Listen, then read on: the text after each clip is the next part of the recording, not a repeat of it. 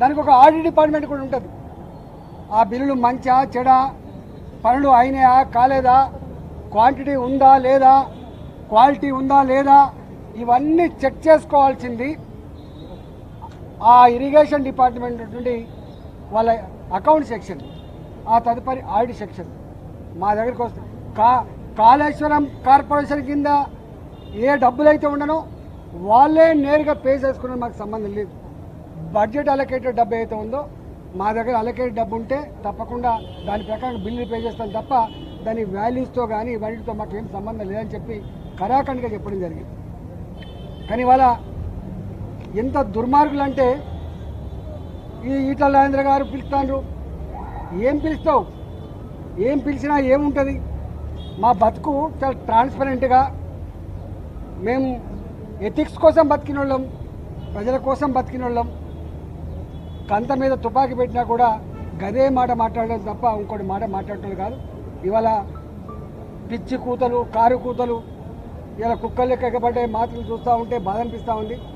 ఏది ఏమైనా తెలంగాణ ప్రజలు నిజమైన న్యాయ నిర్ణేతలు. ఎవడు తప్పు చేసిండో, ఎవడు ఒప్పు చేసిండో వాళ్ళు నిర్ణయిస్తారు తప్ప ఇవాళ కొద్దిమంది బట్ట కాల్చి మీద చేసినంత మాత్రం మీకు అయ్యే ప్రసక్తి లేదు. కానీ ఒక్కటి మాత్రం మళ్ళీ ఒకసారి చెప్పదలుచుకున్న, 3 బరాజులు మేడిగడ్డ దాని విలువ 4,600 కోట్లు, సుందిల్లా అదేవిధంగా అన్నారం ఒకదానికేమో 2,700 కోట్లు, ఒకదానికేమో 2,011 కోట్లు.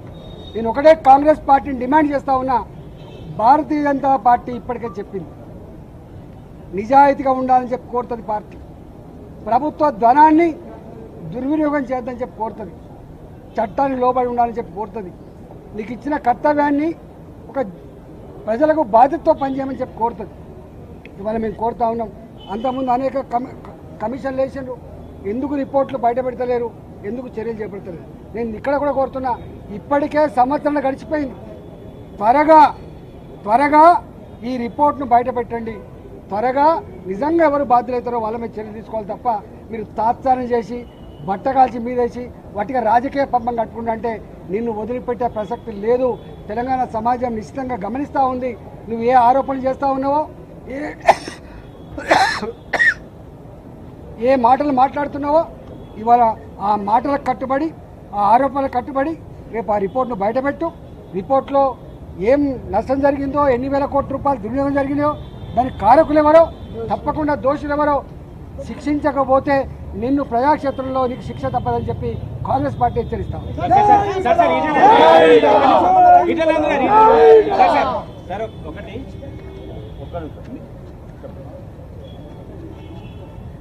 మీడియా సమావేశాల్లో ఈటల రాజేందర్ పదే కొన్ని అంశాలు చెప్పారు. కాళేశ్వరం ప్రాజెక్టు ముమ్మాటికి కేసీఆర్ తానే డిజైన్ చేసి తానే కట్టారు అని చెప్పారు.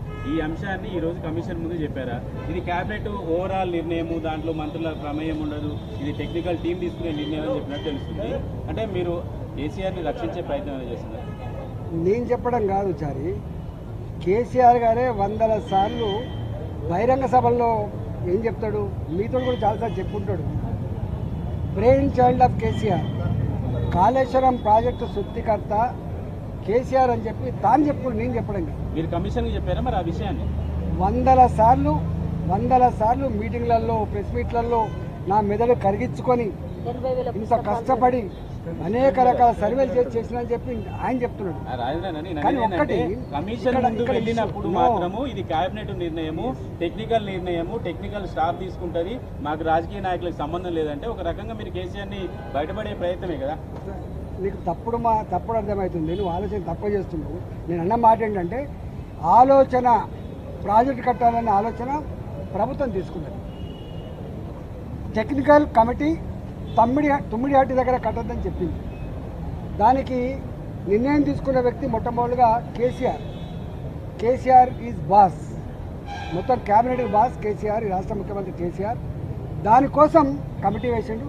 కానీ అంతిమంగా నిర్ణయం అమలయ్యేది నా బ్రెయిన్ చైల్డ్ కాబట్టి అమలు చేస్తా అని చెప్తే ఒక్కడివే అమలు చేస్తే ఇది కాదు. దాని క్యాబినెట్ మొత్తం ఆమోదిస్తే మాత్రమే అది కన్స్ట్రక్షన్ అవుతుంది తప్ప ఒక కేసీఆర్ ఆమోదించిన పద్ధతి ఉండదు. అంటే నేను అనేది అంటే రాజేంద్ర అన్న, రాజేంద్ర బిజినెస్ నేనేమంటున్నా రూల్స్ అంటే నీకు బిజినెస్ కేసీఆర్ రూల్స్ తెలియదు. ప్రాజెక్టు డిజైన్ చేశాడు, కేసీఆర్ కట్టాడని మీడియా సమావేశంలో మీరు చెప్పారు. ఇదే విషయాన్ని కమిషన్ కి చెప్పారా? అక్కడ మాత్రం టెక్నికల్ టీం చూసుకుంటది, మాకు సంబంధం లేదని స్టేట్మెంట్ చేశారు. ఎక్కడ కట్టాలి, ఎట్లా కట్టాలి, దాని క్వాలిటీ ఏంది, దాని క్వాంటిటీ ఏంది, దాని డెప్త్ ఎంత, అవన్నీ మాకు సంబంధం ఉంటుందండి. ఫైనాన్స్ డిపార్ట్మెంట్, నేను ఫైనాన్స్ డిపార్ట్మెంట్ సంబంధించిన మంత్రిని, అదంతా ఇరిగేషన్ డిపార్ట్మెంట్ వాళ్ళు చేయాల్సిన పని. నేను అనేది ఏంటంటే మీరు మీడియా సమావేశాల్లో బీజేపీ పార్టీలో చేరిన తర్వాత చేసిన స్టేట్మెంట్ ఏంటంటే కాళేశ్వరం నేను దగ్గర నుండి చూసినా అంత కేసీఆర్ చేశాడు, కేసీఆర్ కట్టాడు, ఇంజనీర్లు లేరు, ఏం లేరు అని చెప్పారు. మీకు గుర్తుంటుంది. తప్పు ఇది ఆలోచన దాని ఇంప్లిమెంటేషన్, దాని దగ్గర నుండి మొత్తంగా చూసుకున్నాడు చెప్పి కేసీఆర్ చెప్పి నేను చెప్తానండి బాబు. కేసీఆర్ చెప్పింది బాబు, కేసీఆర్ మీడియా చెప్పింది సమావేశంలో చెప్పిన